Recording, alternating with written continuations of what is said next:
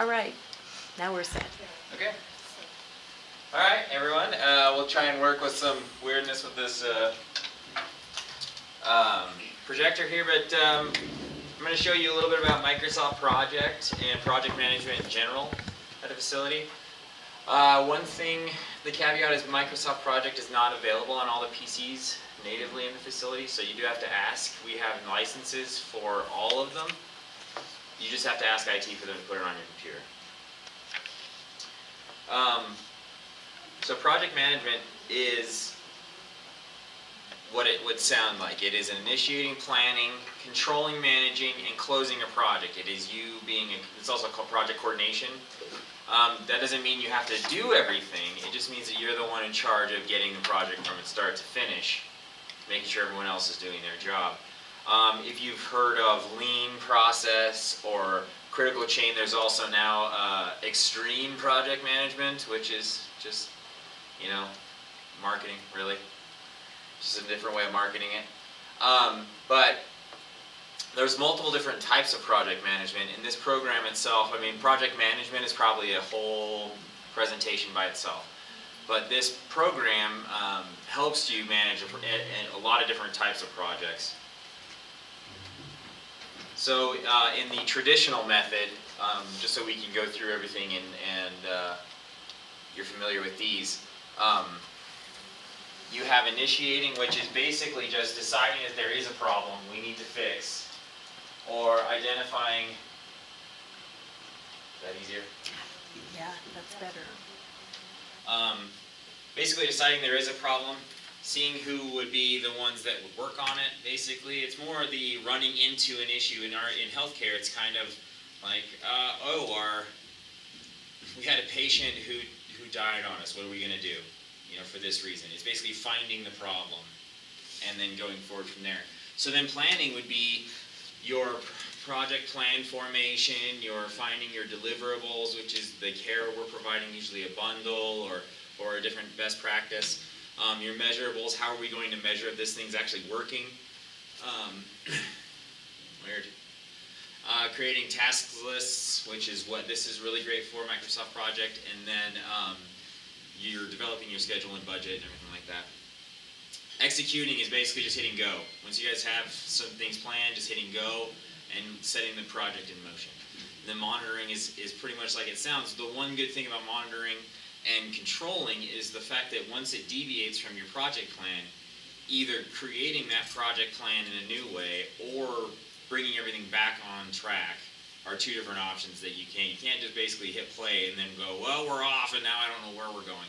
So it's either recreating the plan and changing your tactics going forward, or bringing everyone back into the fray. And then closing would be basically as it sounds. Formal acceptance that you've mission accomplished. So Microsoft Project actually does help with all of these things, which is kind of nice. Okay. So I created a small task list, and I'll try and get this in a view you guys can see, yesterday, so you guys can see something that looks at least moderately useful. So this is a task list, and we'll go over creating one in here. But Microsoft Project opens up to this main screen. And we can actually open a new one. I can show you.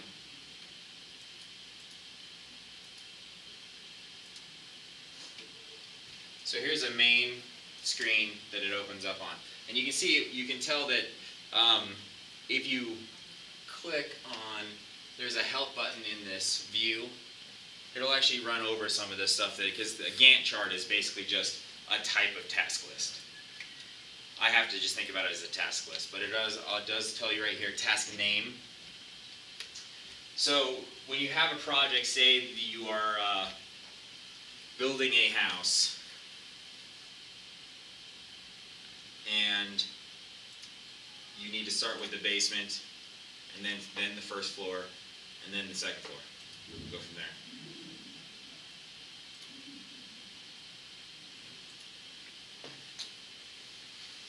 One thing that we can do with this project, so just I'll point this out before we start going too far, is that right down here it says new tasks and it says auto scheduled. So you can actually have it set up to where I have these 10 tasks.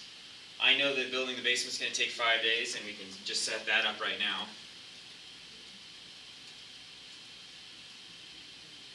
And it's going to take 5 days.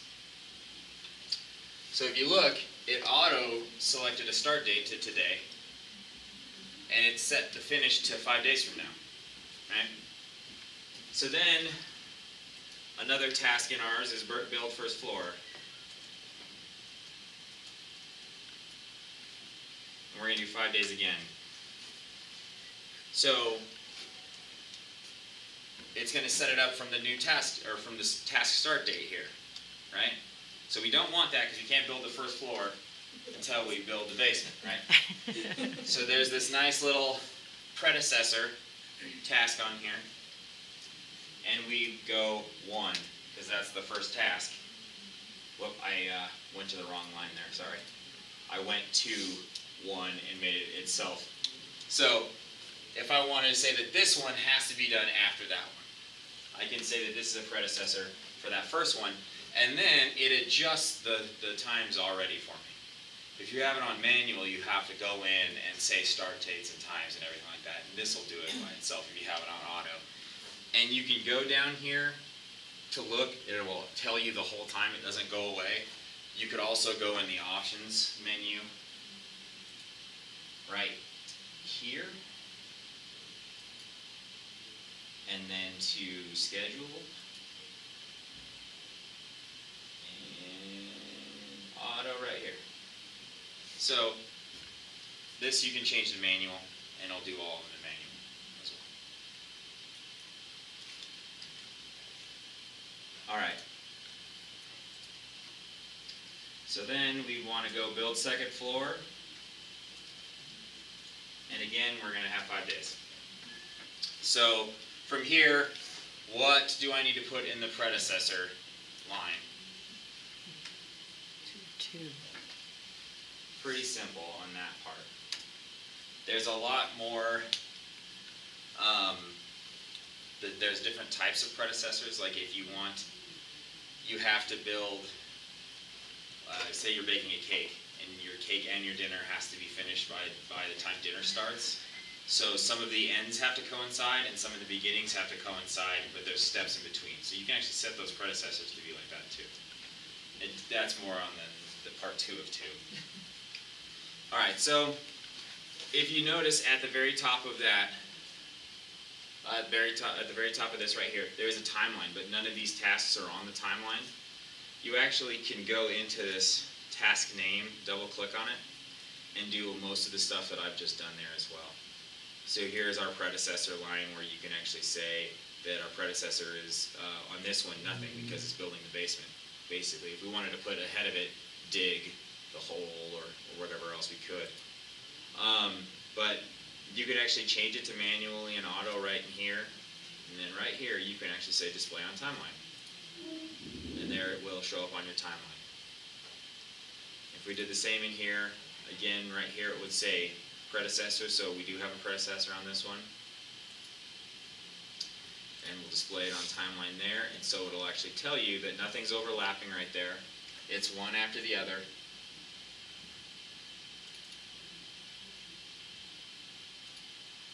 And it's an easy representation of everything you have to do. And it'll also give you a start to finish date. So say you know that there are a certain amount of tasks that you have to perform. There's a handful of tasks, you know that it's probably going to be a week to create something in a program here, or that our system only rolls once a month, that kind of thing. You can set some milestones in there, and I'll show you how to do that. Say right in here, we're going to auto put a milestone now. If it was completely, so here you can see that it actually does say it, but it's not going to show up on the screen the whole way if I do that.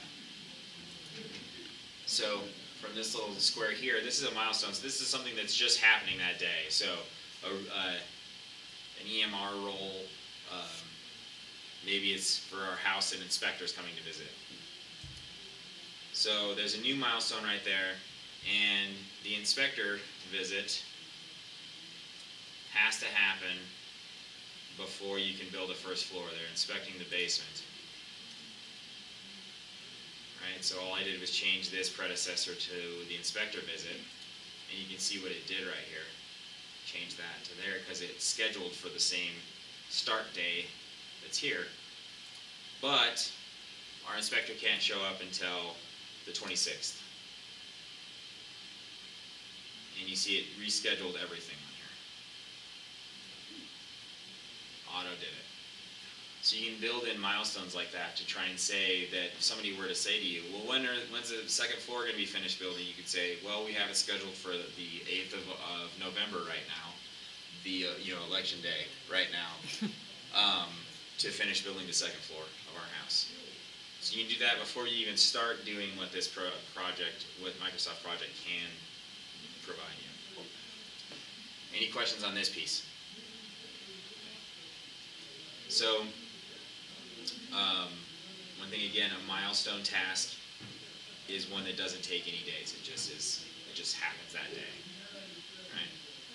You can also have, I forget what this one's called, summary tasks. So if we wanted to put ahead of time, build house,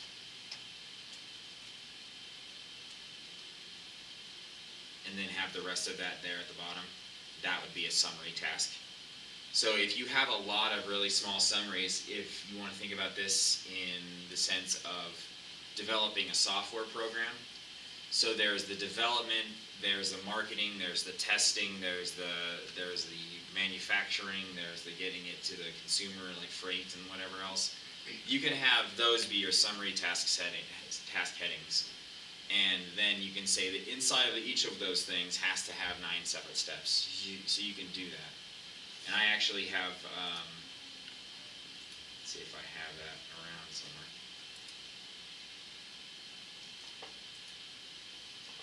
So you can see I've done that on this one, where here's the summary tasks. And all of these are feeding into this task. So it'll say that this is my phase 1, if you want to go about it that way. Phase 1, and I have to do all these things before I complete phase 1, and then down here phase 2 is going that direction as well. So just something else you can do with this.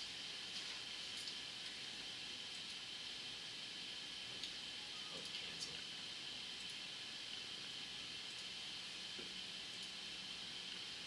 Okay. So the other thing, and this one I will admit I haven't quite figured out because of something with our server. So there's a way that you can get 3 or 4 people on the same server, which we all are in our facility, and you could link everything together so everyone can see the same project plan and work off of it. Again, not the way I've actually been able to do it yet, but if you go in here, our resource is what we wanted to take a look at now. So in planning, we know we have our task list, right? And our stakeholders would probably be the ones that are creating this list. And we've identified as people that are going to help us do it. So then we have our list. We want to actually set up our resource list to help us assign these, basically. So it lets you go to this team planner here. And right now there's no team, right? None at all. So we could add in our facility, we can actually go to our address book, and it's our email address book, which makes it really easy for a lot of ours. Oh, it's first name first.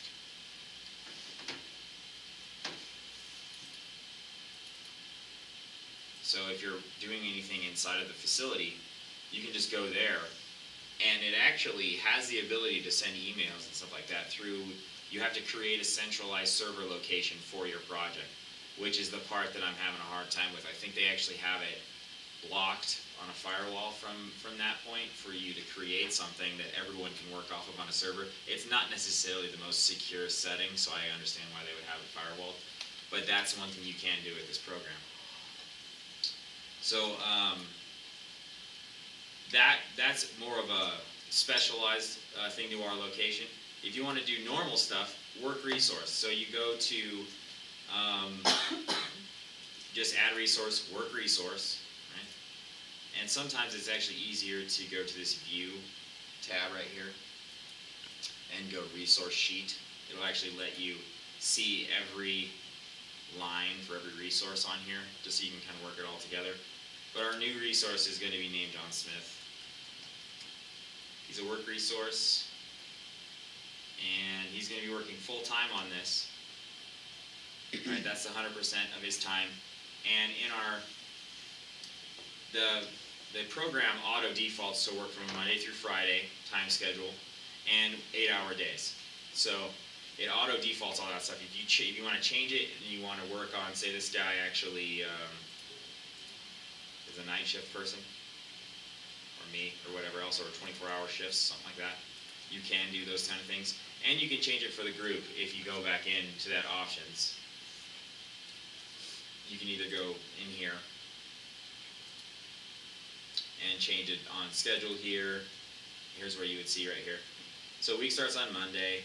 Default start time 8, hours per day 8, 40 hours a week. So you can change all of this stuff to more directly fit your work schedule if you want. And then when you get to here, what it's saying is that myself and John Smith are going to be working on building this house for 100% of our allotted time in that week, meaning 40 hours a week, 5 days a week. And John is going to cost, we're going to put this in for him, $20 an hour. And then we're going to have Calvin as well.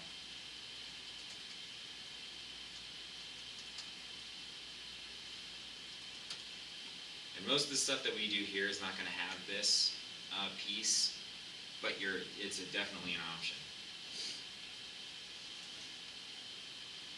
And then this guy's just going to have 2 weird first names. So 20 hours a piece on this one. But we're building a house, right? So we're going to have house material.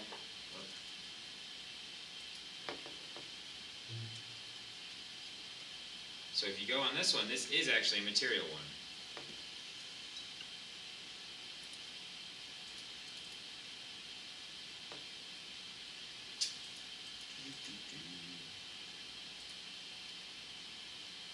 So you see what I did there? I double clicked on it and just changed that from a work. So work is basically labor costs. It's a person.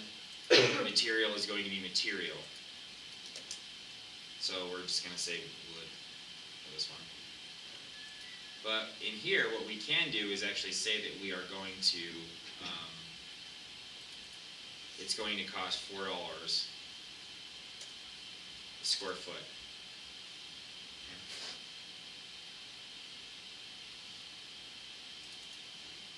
Yeah.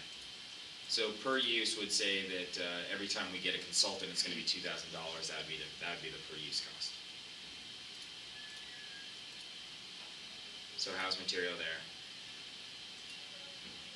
And you could do as many resources on here as you want. There's also, if you saw on there, there's also a type of cost. So if you had travel, training, that type of thing, those are things you would enter in there for just as a cost. So, I mean, it could be house building training in this case.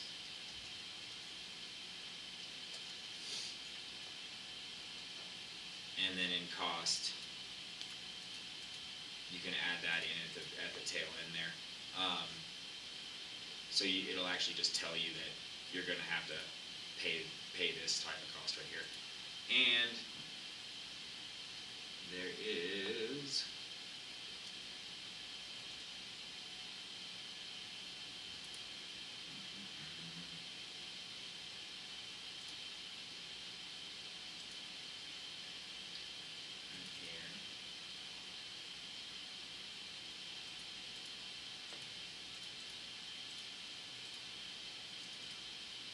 to double check on this one here, but there is a way to add this cost in just as a blanket cost, so you know it's going to be there. All right, so let's go back to our task list. Back to here, right? And we're going to say that that on building a basement, we're going to add John to this one. We're going to assign this one to him. And then on this one, it's going to be John, and you can actually drop down this. It's going to be Calvin and John. And material. And then for this one, it's going to be Calvin, Greg, John, and material. And then say I'm the inspector on this one. When we still look at our tasks, when we're laying this whole thing out, a lot of the project planning that you're going to have to do is going to be cost. So you can actually say in here, you double click on this, you go to resources, and they should have John right here, right? And it's just John on this one, because we didn't put any, I don't think we put any building materials on this one. Did not. On the first floor, here we are, house material. So there's going to be much more than one.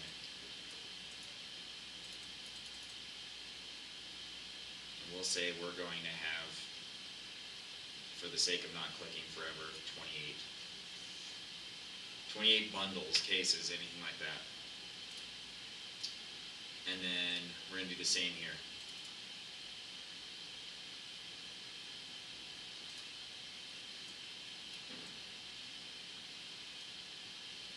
Only 12 for this one. Okay. What's actually really cool with this is that when you're trying to plan some of these out, there's actually this full report tab, and we'll go more into this on the second one. You can look up cash flow costs, what it's going to cost throughout the project as you're going through it. So you can see right here that this section is going to cost all of this. Here's the inspector visit, which is cheap. First floor is this, second floor is this. Okay?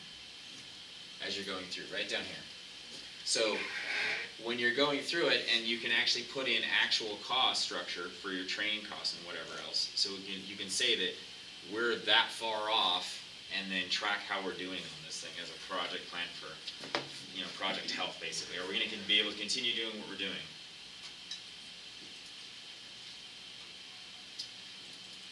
Alright, some of the other stuff for this one. So as we're going through and we're actually finishing these things, there is in this task menu, you can see that there's these blue blocks that have 25, 50, 75, and 100%. Or there's this mark on track. So what we could actually do is if we're getting into this thing every day, and we're getting updates, and we're starting today, if we did mark on track, it wouldn't do anything because it's today. But say we waited a week, and we're on schedule. We're just into we've finished our basement, and we're waiting for the inspector visit. We can say mark on track, and it will take everything 100% up to that date. So saying that we're on our project plan, we've expected that we're going to be doing everything, and the cost is exactly the same. If we wanted to just finish this task right here, you can just click on the task line and say I'm 100% complete with this task. There was nothing AWOL about it, I completed it, the cost was exactly the same. If you go into it though, you can actually say that we finished it today, we started on the 11th apparently. And, let's see here, I might have clicked on the wrong one.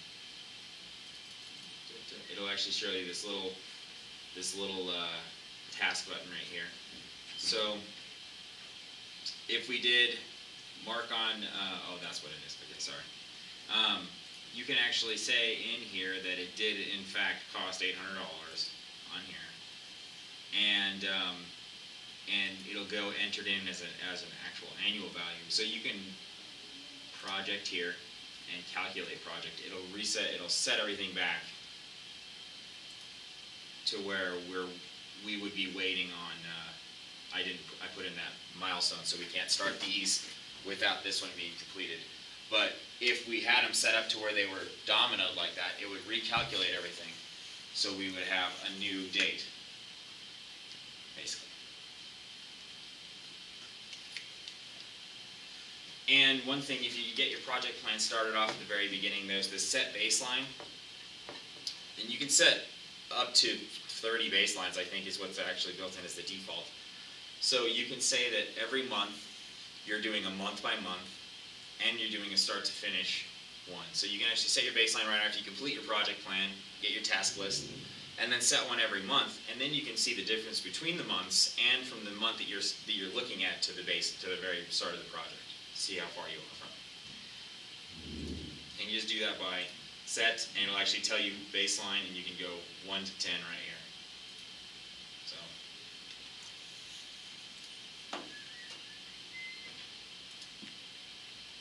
As far as an introductory model, I think that this is a pretty good introduction into this. My own education in this was getting the program and then knocking around in it until I figured out some of this stuff. So doing the same would probably get you as farther than I did, in fact, as fast as it's gone. So any questions about this at all? Again, IT, it's all on there. It is in the same server as our email, so I mean it should be able to be used across like I was talking about. And you actually just, if we wanted to, maybe, no,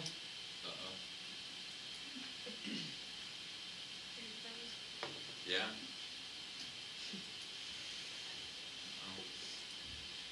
So in this file save menu right here, you can actually save it to this remote site is what it would do.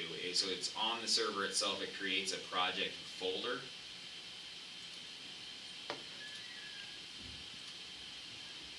There we go. So right here, with SharePoint, it creates this project folder so everyone can get on. They use the same type of program for OneNote, if you know that. So I mean, it basically creates this one area where everyone can go to and work from. And you can actually link OneNote in this project if you need to do some satellite work. So there's a team that's working off of one project, and they're just basically throwing every type of file, because OneNote will let you do that. It's more of a collaborative area, and it's like if you wanted to collaborate your project plan, using OneNote would be a good idea, because you could throw literally everything in there. I found this cool article. Here's a picture. There's a PDF where somebody's got a tablet and they're writing their hand on it. All that stuff can happen in OneNote. And then you get it all set up and the task list created. You can use the SharePoint, link the two, and then all work off the same task list with the resources there.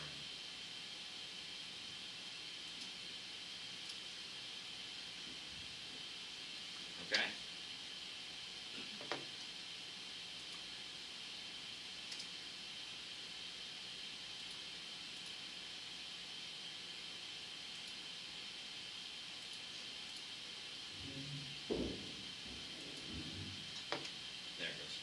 Okay, so I guess if there are no other questions, then we'll go into some more of the reports and some more of the resources and stuff next week, and then that'll be about it. I'll try and do some more learning myself. Okay. Great. It seems like this would be really good for big projects with budgets, and you've got lots of people working on different parts of it.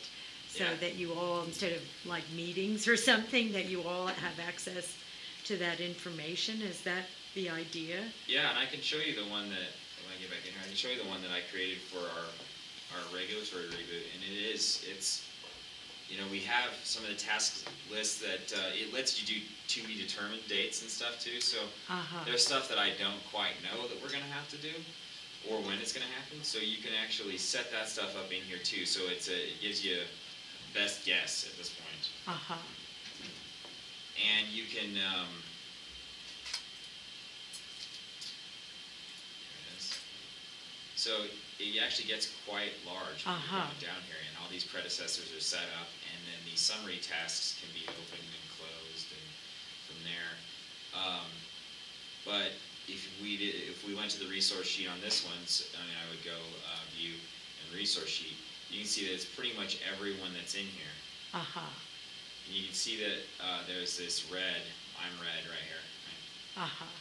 That's an over allocation. So if we were to, they have this thing that's, you know, they don't actually call it move people, which would make it a whole lot easier. They call it leveling resources, which is, you know, common sense when you think about it. So if we're actually, so say this is over allocated, I'm over allocated, it will actually drop my involvement if we hit level for over allocation. It can drop my involvement and say, no, I'm going to have to work half-time and half-time. Or it can drop it out and say, you need to reassign this task, something like that. So you can actually put all of your resources in here and say, this is what we're going to be doing all at once. And then click that button and it'll do it all by itself. Wow. And all of these obviously are people that work here. So I went in and pulled directly from our email server and put everyone in here. Oh, interesting. And it'll actually, you can share your resources with someone else. So you have two projects that they're working together and you have a dedicated team and they need some help. You could do that. And they can schedule it. I mean, certain people run their whole project management side out of this program. Meaning they schedule literally everything with every one of their projects out of this program. I can see that being really useful. Yeah. And there's a lot more graphs that you can actually use. This is for a specific resource, task usage here, and it'll actually tell you this is how many hours are going to be built into this. As far as the calendar is concerned, and you can see the date right here. And my timeline is a little bit different right here. You see that I'm over here in February of 2017 is where I have my end date set, but there's not a whole lot of stuff on the timeline yet. So it did let me, right down here at the bottom, a whole lot of to be determinants on here. There. Well, it seems like a really useful tool. I can see like grants, things like that. Yeah, grants would be good. I've been able to use this for almost every one of our projects so far, and it's a way to at least visualize the set of things you have to do. Yes. And which I will tell you this, getting it in this list makes it kind of overwhelming, but is necessary because no one's going to be like, I can do that huge project in 2 weeks, which is what I did like 2 weeks ago. Yes. And then you throw it in here and you're like, no, it's going to take like 55 days, which is this section was only 20 days. And then I got into it and said, there's no way I can't complete it in that time, so I'm going to have to over that. Yeah. And then I just hit re-level and it changed all my due dates on there for me. So I was able to do that and say that I had my due date set out so far. It didn't really affect everything else, but the way it set up my predecessors, I needed that, so I can say that it's probably going to be testing and going live on the 16th of November on this one now. Not necessarily. It said like the 12th of October. Not happening. So. Yeah. All right. Great. Well, thank you, everyone. All right. Thank you, Clay.